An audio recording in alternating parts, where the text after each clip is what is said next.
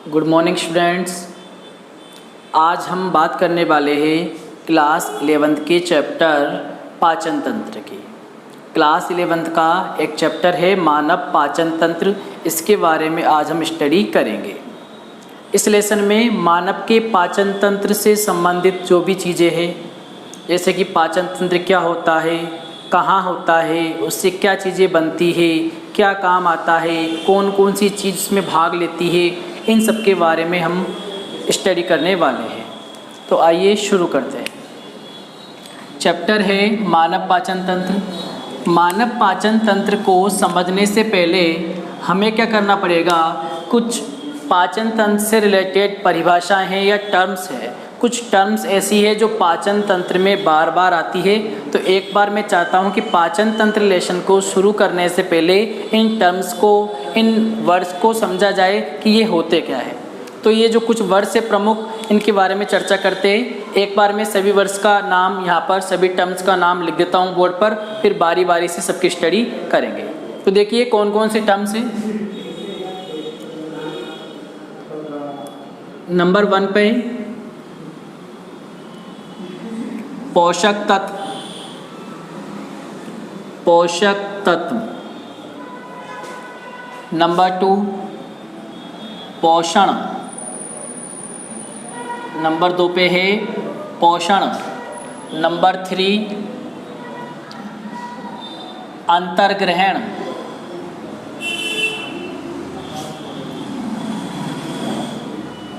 अंतर्ग्रहण।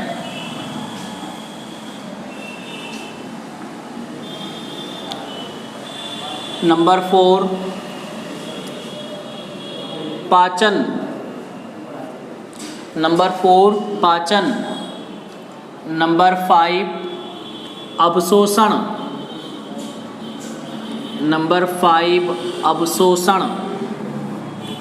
Number 6 स्वांगीकरण। स्वांगीकरण।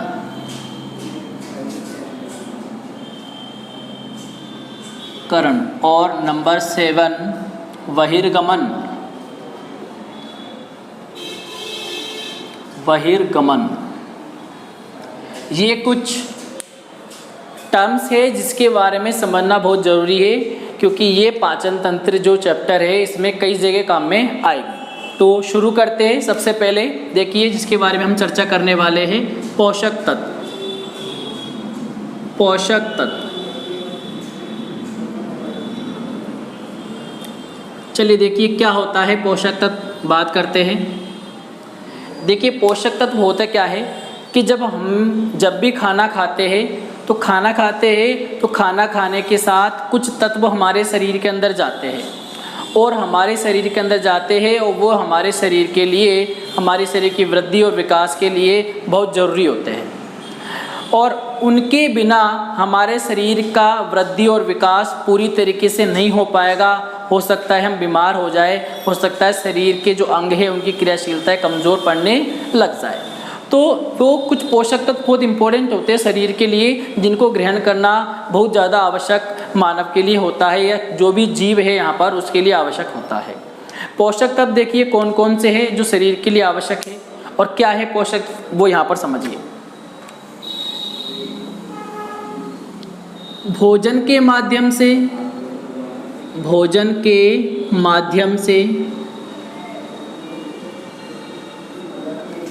माध्यम से ग्रहण किए जाने वाले वे तत्व जो शरीर की वृद्धि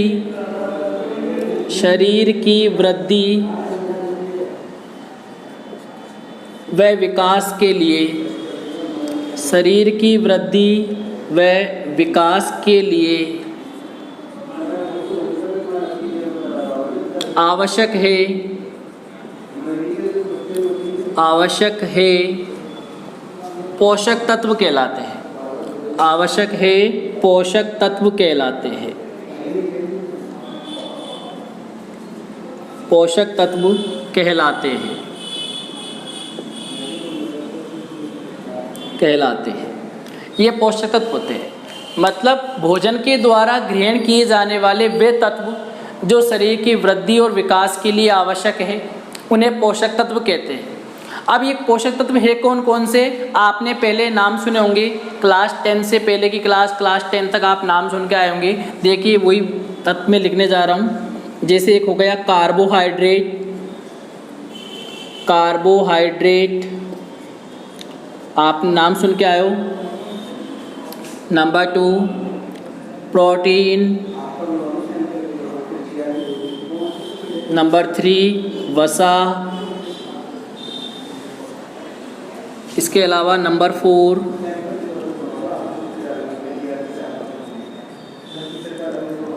खनिज तत्व, ये सब। इसके अलावा एक और है विटामिन्स,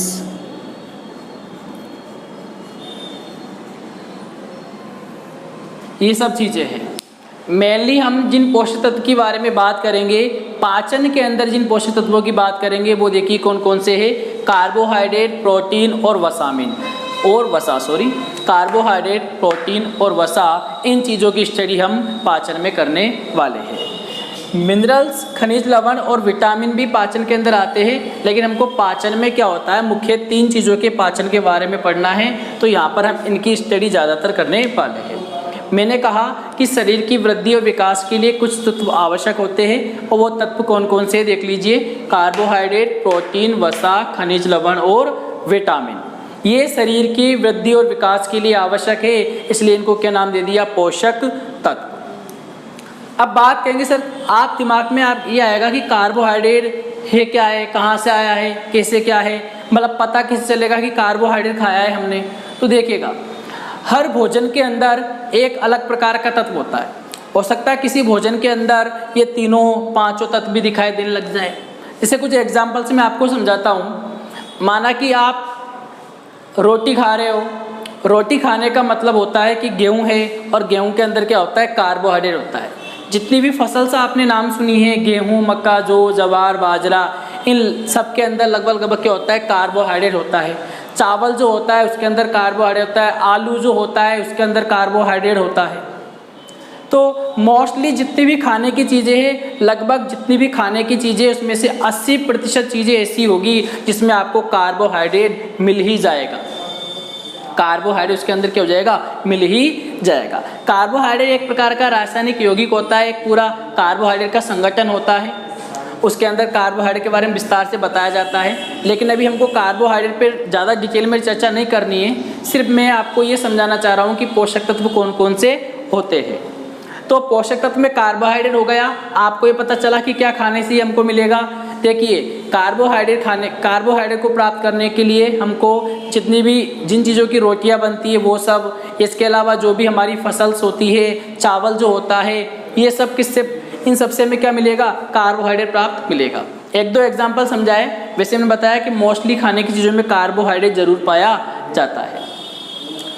अब बात करते हैं प्रोटीन की। प्रोटीन भी शरीर की वृद्धि और विकास के लिए बहुत आवश्यक तत्व है। कैसे पता लगेगा कि भोजन के द्वारा प्रोटीन शरीर के अंदर गया, क्या खाया कि प्रोटीन शरीर के अंदर गया। तो देखिए, इसमें क्या खाने पर, दाल जितनी भी होती है, जितनी भी दालें होती है, उन सबसे प्रोटीन मिलता है। अंडे से प्रोटीन मिलता है, दूध के अंदर प्रोटीन होता है, ठीक है। अगर चिकन खाया जाए, मांस खाया जाए, उसके अंदर प्रोटीन होता है। तो प्रोटीन खाने के लिए मोस्टली दूध है, दाल है। घर वाले बोलते हैं कि दूध पीना चाहिए, दाल खानी चाहिए, क्योंकि इसके अंदर सर्वाधिक प्रोटीन होता है। दाल के अंदर सर्वाधिक मात्रा में प्रोटीन पाया जाता है। शाकाहारी की बात करें तो दाल के अंदर सर्वाधिक मात्रा में प्रोटीन पाया जाता है। तो अगर हम दाल, दूध, ये सब चीज़ें लेंगे, इसका मतलब क्या है, प्रोटीन शरीर के अंदर जा रहा है।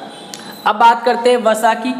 देखिए, वसा ये भी हमारे शरीर की वृद्धि और विकास के लिए बहुत आवश्यक तत्व है। वसा को हम फैट भी बोलते हैं। वसा किससे प्राप्त होगी, जब चिकने पदार्थ खाए जाते हैं। जब हमारे द्वारा चिकने पदार्थ खाए जाएंगे तो जितने भी चिकने पदार्थ हैं उन सबके अंदर क्या पाई जाती है, वसा। जैसे सब्जी बनाने के लिए क्या है, तेल काम में लिया जाता है। तो तेल एक चिकना पदार्थ है, और उस चिकने पदार्थ का मतलब उसके अंदर क्या है, वसा है। रोटी पर घी लगाया जाता है, बटर लगाया जाता है, वो भी एक चिकना पदार्थ है, मतलब हम क्या खा रहे हैं, वसा। तो दूध हो गया, घी, तेल, बटर, दही, ये सब किसके एग्जाम्पल है? ये सभी वसा के एग्जाम्पल है। तो याद रखिए जितने भी चिकने पदार्थ है अगर वो शरीर के अंदर जा रहे इसका मतलब हम क्या खा रहे? हम वसा खा रहे। खनिज लवण और विटामिन्स, खनिज लवण और विटामिन्स खाने के लिए सब्जियां और जितने भी फ्रूट्स है, फल है, हर सब्जी में, हर फ्रूट्स में कोई ना कोई विटामिन और कोई ना कोई खनिज लवण जरूर पाए जाते हैं। हो सकता है किसी के अंदर विटामिन खनिज लवण दोनों ही मिल जाए, तो सब्जी और फलों को खाने से खनिज लवण और विटामिन प्राप्त होंगे। सब्जी और खनिज लवण को खाने से क्या प्राप्त होगा? सब्जी को खाने से क्या प्राप्त होगा? खनिज लवण और विटामिन, याद रखिएगा। तो मैंने आपको ये बताया कि ये सभी पोषक तत्व और शरीर की वृद्धि और विकास के लिए अत्यंत आवश्यक है। तो पोषक तत्व हो गया। अगर पूछे आपसे पोषक तत्व क्या है, तो भोजन के लिए आवश्यक, भोजन के द्वारा प्राप्त होने वाली वे आवश्यक पदार्थ जो शरीर की वृद्धि और विकास में सहायक है, क्या कहलाएंगे? पोषक। पोषक तत्व कौन कौन से होते हैं? कार्बोहाइड्रेट, प्रोटीन, वसा, खनिज लवण और विटामिन। ये तो रहा पोषक तत्व के बारे में। अब बात करते हैं नेक्स्ट,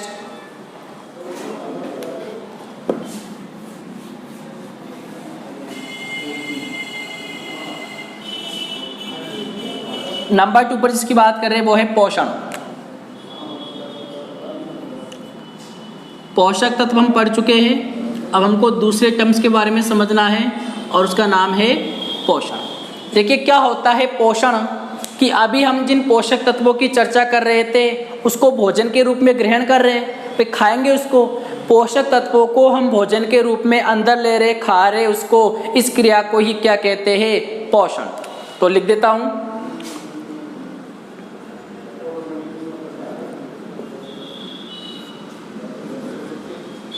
भोजन के रूप में पोषक तत्वों को, भोजन के रूप में पोषक तत्वों को ग्रहण करना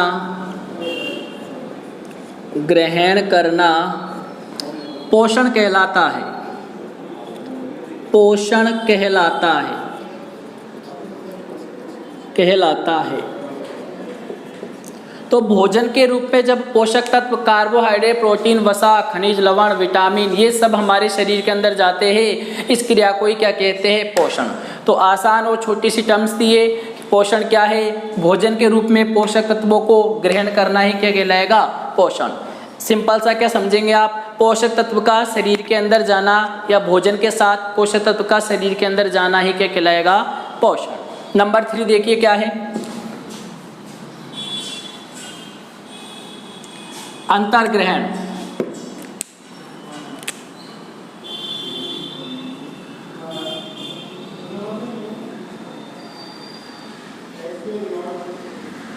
अंतर्ग्रहण, अंतर्ग्रहण क्या होता है? देखिए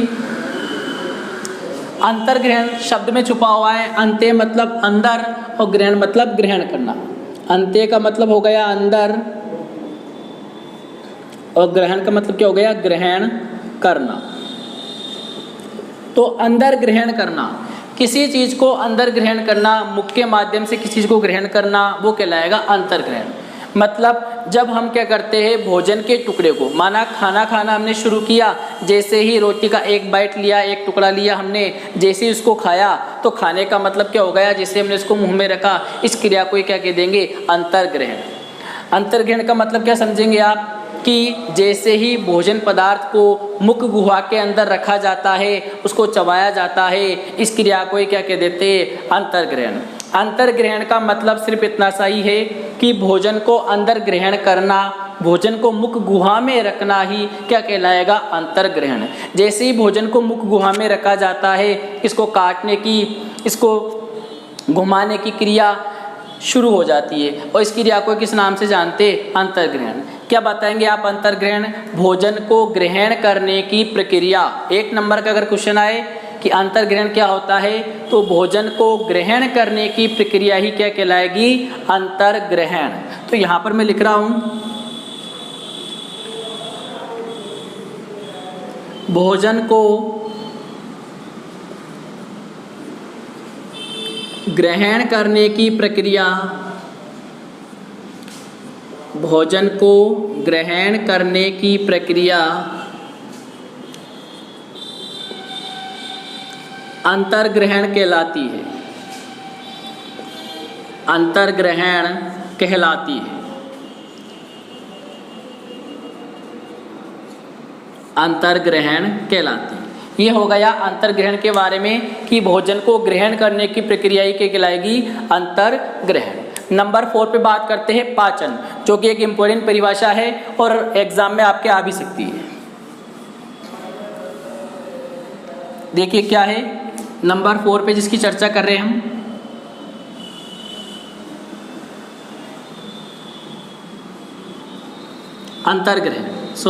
अंतर्ग्रहण हो चुका है पाचन। इंपॉर्टेंट परिभाषा है, आ सकता है पाचन क्या है, इंपॉर्टेंट है ये। देखिए क्या है पाचन। हम आम भाषा में बोलते हैं डाइजेशन, कि आज तो मेरा डाइजेशन सही नहीं है या डाइजेशन खराब हो रहा है, ठीक है, डाइजेशन अच्छा रखना चाहिए।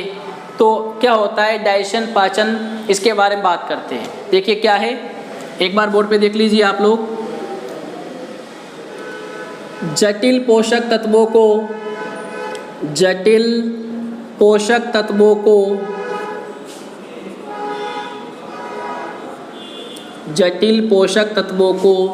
सरल पोषक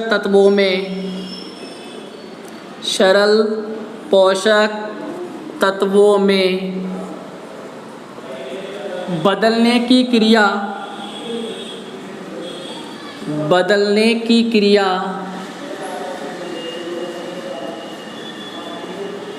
पाचन कहलाती है। इंपॉर्टेंट परिभाषा ये पाचन कहलाती है। आप देखो भाई, जैसे क्या करते हैं हम भोजन खाते हैं, खाने के बाद वो मुख गुहा में होता है, मुंह के अंदर चबाया जाता है, फिर क्या होता है ग्रसनी, ग्रसिका, आहारनाल, ये जो आपने नाम सुने हैं, ग्रसनी ग्रसिका से आमाशय में पहुंचता है, छोटी आंत में पहुंचता है, बड़ी आंत में पहुंचता है। थोड़ा पाचन के बारे में आप क्लास 10th के बारे में पढ़ के आए हो। हालांकि ग्रसनी, ग्रसिका, आमाशय, छोटी आंत, बड़ी आंत क्या है, इसको मैं आपको और विस्तार से समझाऊंगा यहाँ पर, लेकिन आपको ये अच्छे से क्लियर है, थोड़ा बहुत आपको आइडिया होगा इनके बारे में। तो इनके थ्रू जब भोजन हमारे शरीर के अंदर जाता है तो भोजन क्या होता है, सरल चीज़ों में बदल जाता है।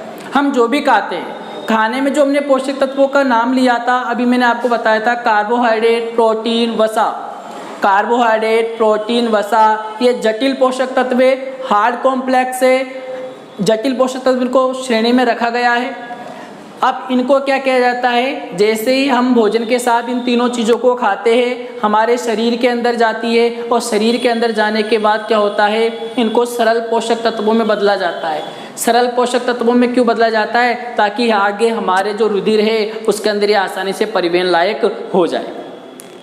तो जटिल पोषक तत्व को हम किस में बदलना चाहते हैं, सरल पोषक तत्व में बदलना चाहते हैं। इस क्रिया को ही क्या कहते हैं, पाचन कहते हैं। अब देखो जटिल पोषक तत्व क्या है और उसका सरल क्या बनेगा, ये आपको मैं बता देता हूँ। कार्बोहाइड्रेट, प्रोटीन, वसा ये तीनों जटिल है, इसको हम किस में बदलेंगे, सरल रूप में बदलेंगे। इसको हम सरल रूप में बदलना चाहते हैं और सरल रूप में बदलने की क्रिया को क्या कहते हैं, पाचन। देखिए क्या है इन तीनों का सरल रूप, बोर्ड पर लिखने जा रहा हूं। पहला है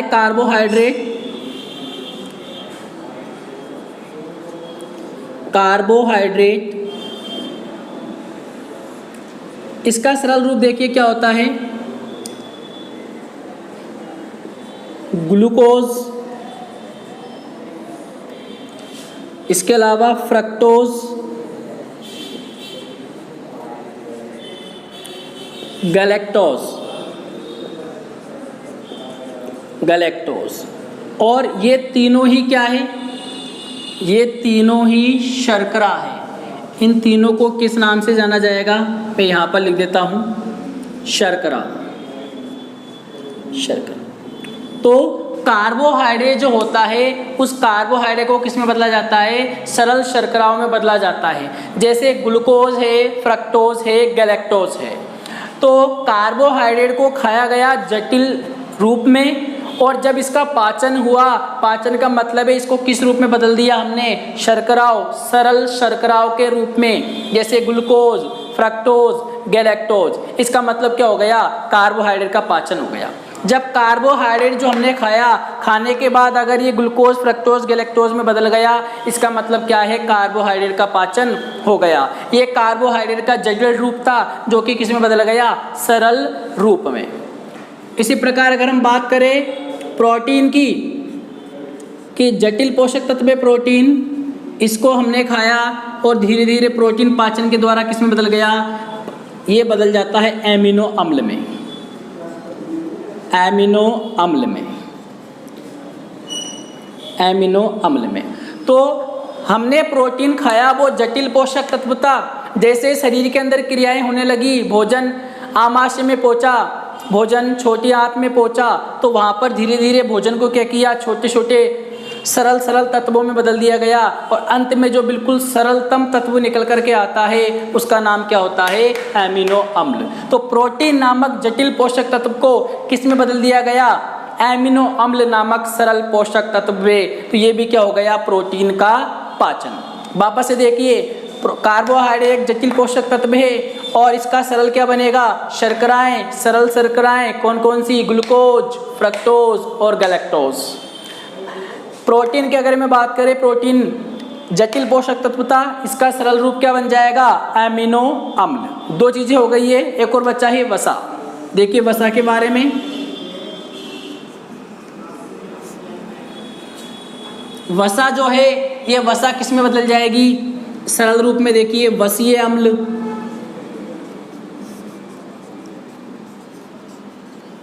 व ग्लिसरॉल, वसीय अम्ल व ग्लिसरॉल, ग्लिसरॉल। तो वसा जो कि जटिल पोषक तत्व जैसे हमारे आहार नाल के अंदर जाएगी, मतलब आमाशय छोटी आंत यहाँ पर जाएगी, तो धीरे धीरे ये भी सरलतम पोषक तत्वों में बदलती जाएगी और अंत में किस में बदल जाएगी, वसीय अम्ल और ग्लिसरॉल में बदल जाएगी। वसीय अम्ल और किस में बदल जाएगी, ग्लिसरॉल में बदल जाएगी। तो हमने जो खाया वो जटिल पोषक तत्व था वसा, और बाद में जब पचित किया गया इसको तो सरल पोषक तत्व में बदल गया, और जिसका नाम क्या है, वसीय अम्ल और ग्लिसरॉल। देखिए ग्लिसरॉल, एमिनो अम्ल सब रासायनिक पदार्थ है, ग्लूकोज, फ्रक्टोज, गैलेक्टोज। अभी 11th क्लास में आपके लिए शब्द नए होंगे, धीरे धीरे आपको उनकी आदत बन जाएगी और आपको ये आसान लगने लग जाएंगे। ये रासायनिक चीज़ है भाई, रासायनिक संगठन, रासायनिक यौगिक होते हैं। तो अभी क्या समझ रहे हैं हम कि वसा जो कि जटिल पोषक तत्व है वो सरल रूप में किस में बदल जाएगी, वसीय अम्ल और ग्लिसरॉल में।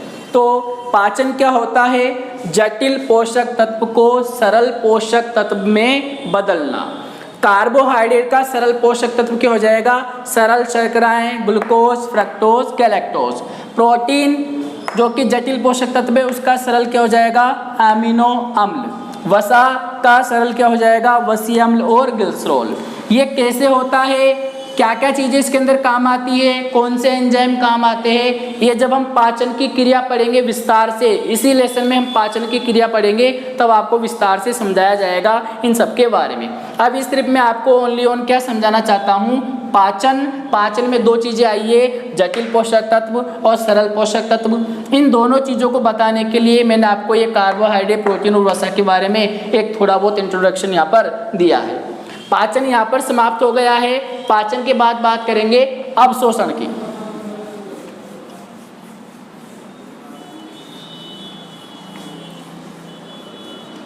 देखिए नेक्स्ट जो हमारी परिभाषा है, जो टर्म है हमारी, अवशोषण।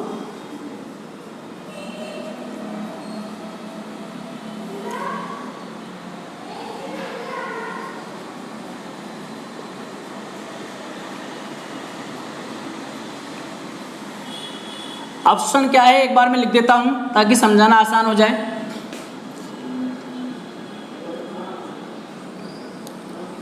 पाचन क्रिया के पश्चात, पाचन क्रिया के पश्चात बने सरल पोषक तत्वों का, बने सरल पोषक तत्वों का तत्वों का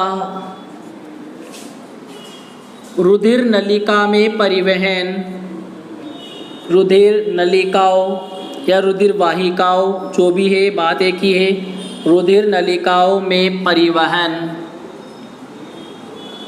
रुधिर नलिकाओं में परिवहन क्या कहलाएगा? अवशोषण।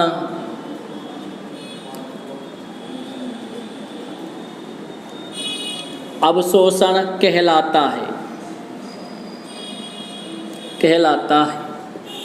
देखिए क्या है अवशोषण, कि हमारी जो आहार नाल है, जो नलिका है, जहाँ पर सरल पोषक तत्व निकल करके आए, वो सरल पोषक तत्व उस जगह से कहाँ जाना शुरू कर देंगे?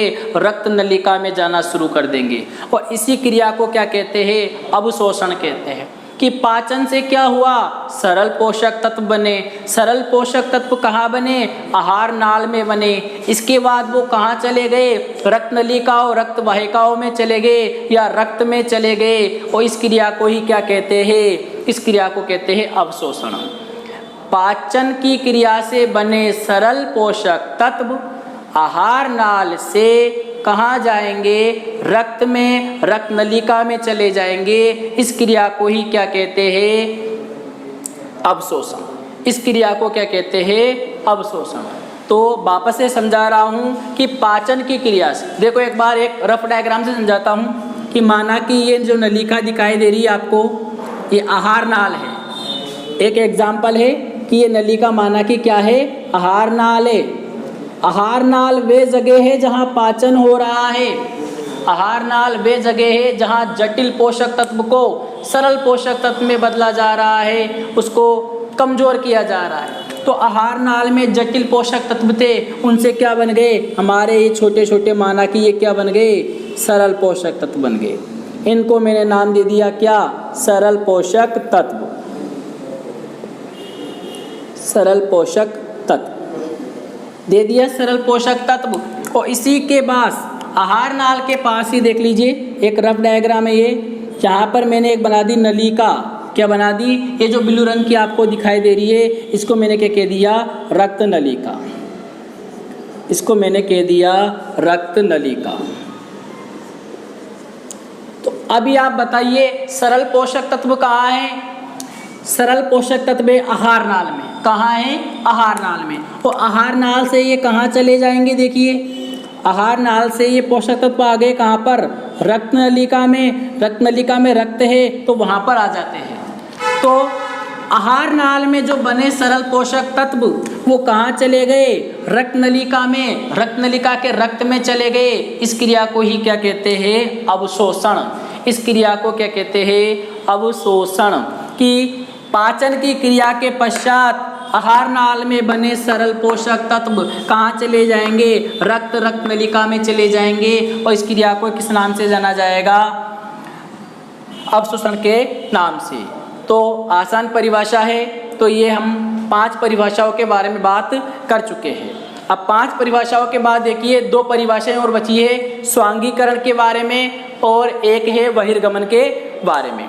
तो 5 परिभाषाओं में से पोषक तत्व को क्लियर कर लिया है, पोषण पढ़ चुके हैं, अंतर्ग्रहण पढ़ चुके हैं, पाचन पढ़ चुके हैं, अवशोषण पढ़ चुके हैं।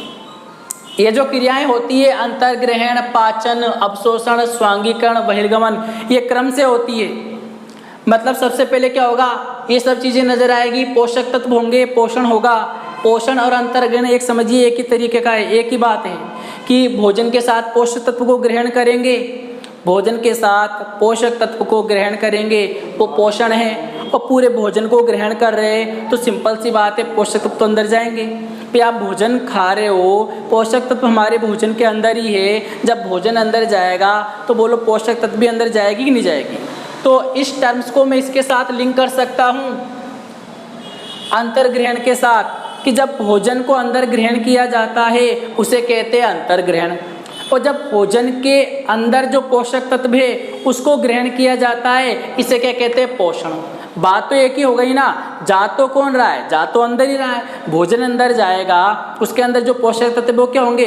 वो भी अंदर चले जाएंगे। और इस क्रिया को क्या कहते हैं? अंतर्ग्रहण। तो सबसे पहले ये क्रिया होगी आपने जो सुंदर सी थाली सजा रखी है खाने की, उसके अंदर ये सभी क्या है, पोषक तत्व।